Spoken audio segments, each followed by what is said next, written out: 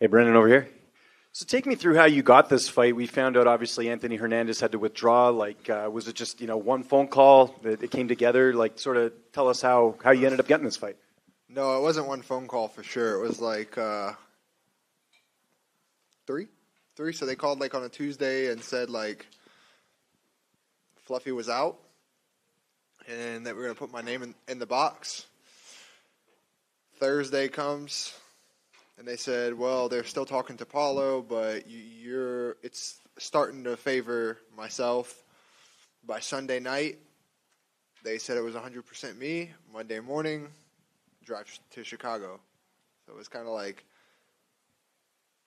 a little bit of a waiting period, waiting to see, a lot of uncertainty.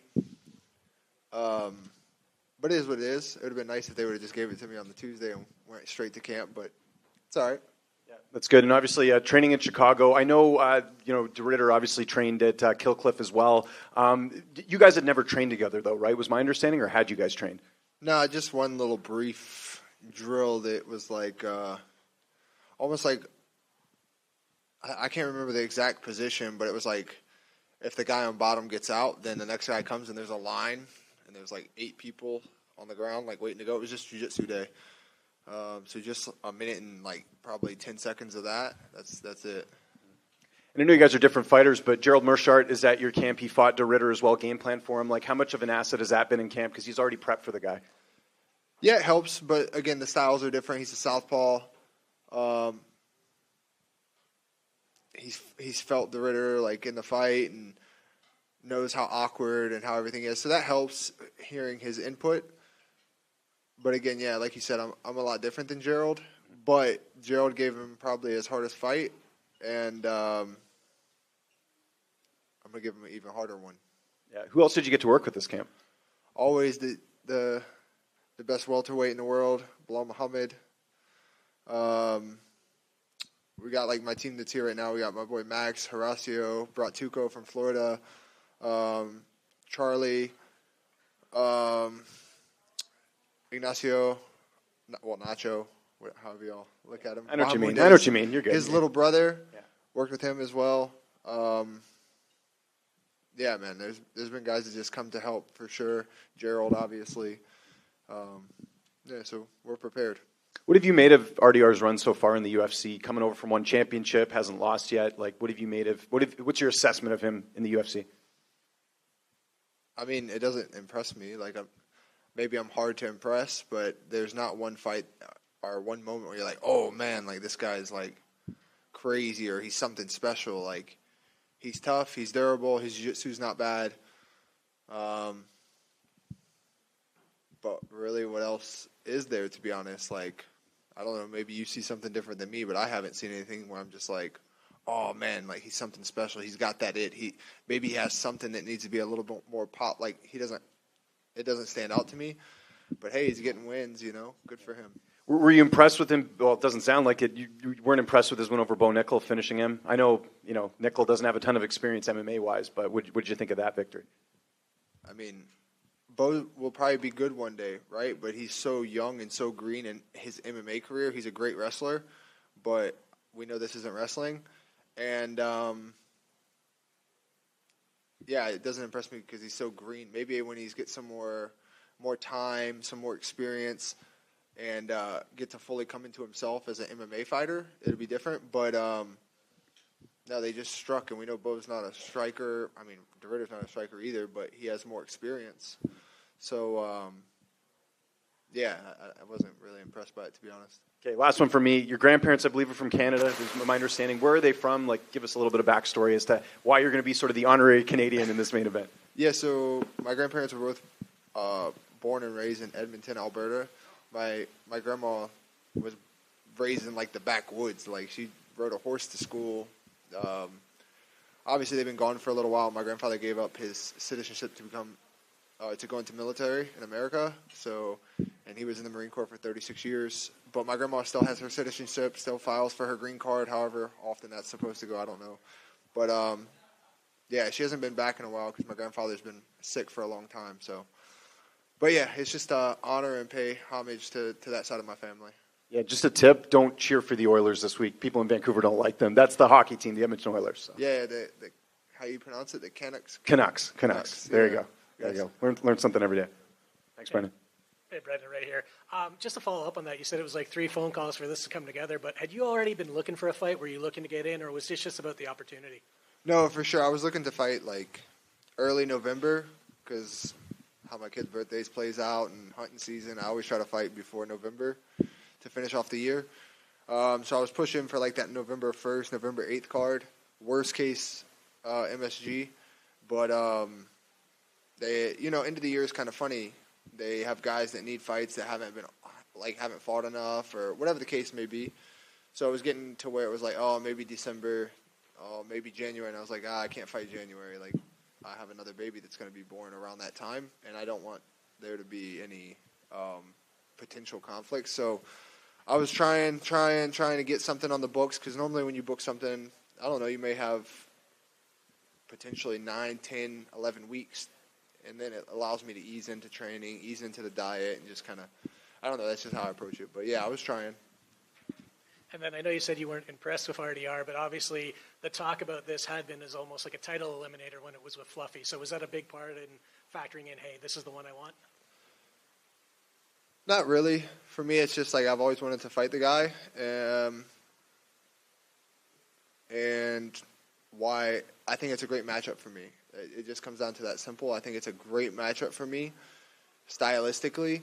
And what better way to hit the top 5 than to beat him and beat him on a main event, back on the poster. It's just kind of putting me back where I planned to be honest with you. So that was the opportunity, and bigger the risk, bigger the reward. When you say you always wanted to fight him, was it just a stylistic matchup? Or Stylistic, yeah, and then like at the time with Killcliff when he fought Ungla from when they were in 1 and stuff like that. Ungla was my friend, and he would come over to, I would stay with Tuco, and he'd come over to his house, and we'd go to his house, and yeah, so it's just like kind of stems from that a little bit. Like I'm kind of like gang, like that's my friend, so that's my boy, and it just kind of, I kept the same energy. That's really it. I just kept the same energy. Now you come to here to UFC, and some of these guys have fast rises. They jump so quick in the rankings and so quick to the spotlight. But how long of them really last? How long? There's not too many. My career has never been fast and direct. So I've had to build myself back a couple times. I've had to revitalize myself. And he's about to have to learn that in this promotion after Saturday.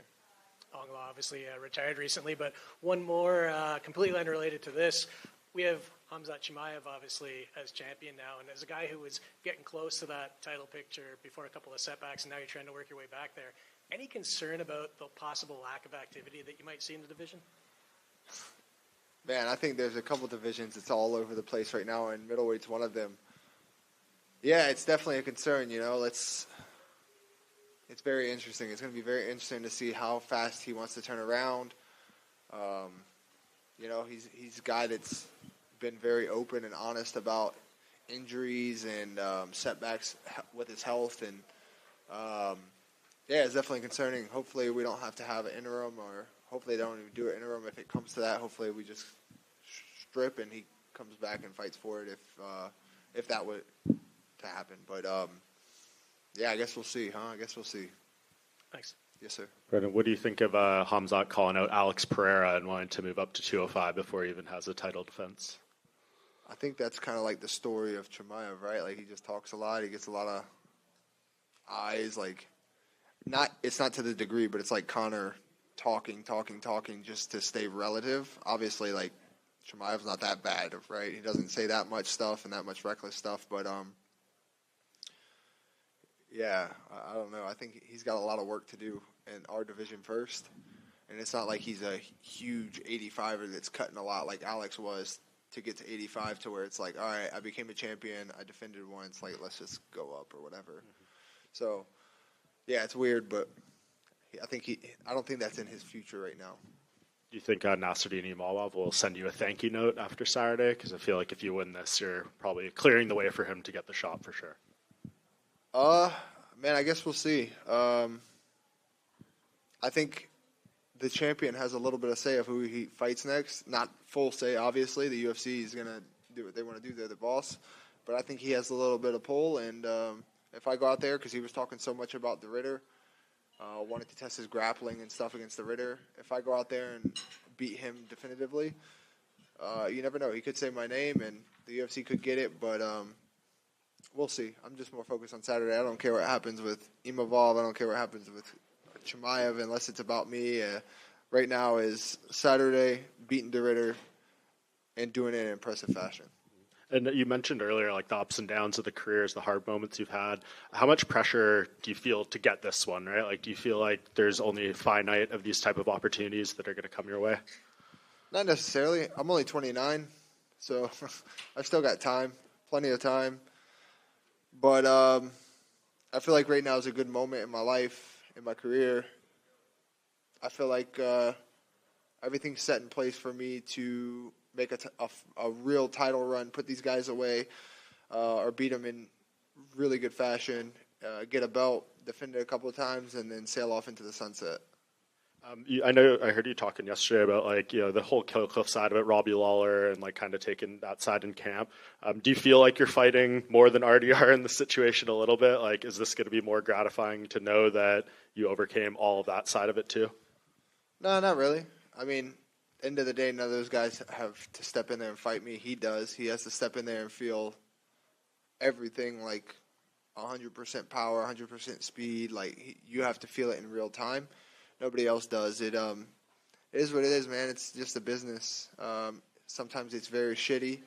Sometimes it's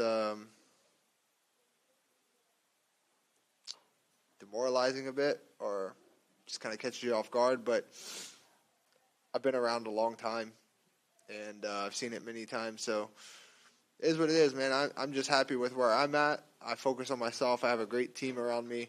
Guys that really care about me and as a person, not just if I'm going to win this fight or everything like that. So life is good, man. My family's healthy. I'm healthy.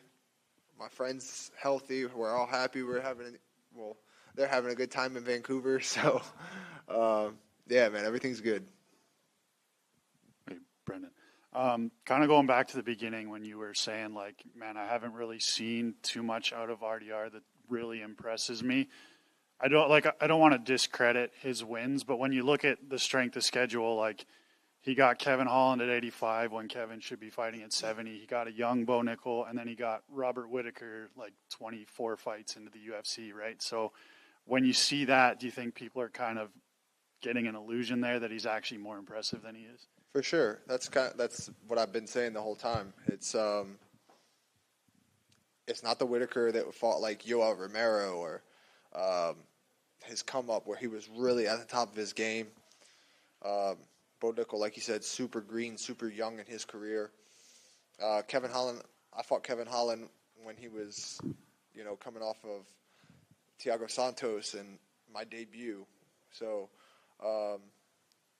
he hasn't fought guys that are like young, hungry, guys that are even his size, guys that are, and most of the guys he fights, for the most part, are scared to go to the ground with him. So like they kind of act different. I think Whittaker was one of those guys, to be honest. By the time he found his timing and built the confidence that he could stuff the takedowns, he was already too tired. Like, for some reason, he was just too tired. I'm not that guy. I'm not scared to go to the ground with him. The thing with me is everything is on my time. I'm not on his time. But when we fight, everything's going to happen on my timeline, not on your timeline. So when I want to go to the ground, then we're going to go to the ground. If I don't want to go to the ground on your time, because he's probably going to shoot in it could be the first 10 seconds. It could be in the first minute. But before 2.5 minutes of the first round, he's going to shoot. I promise you he's going to shoot. And I'm going to stuff it, and I'm going to continue to beat him up and make him pay for it. But again, to answer your question, yes, I definitely think everyone's building this hype and this false sense of he's something that he isn't. He isn't this guy. He's not that guy. Like, he hasn't had a guy put it on him for real. Like, and him have to take it and withstand it. He's just not that guy. He's not that guy. He's not built like me. Like he's not built. He's just not built. We're not built the same. Thanks, fellas.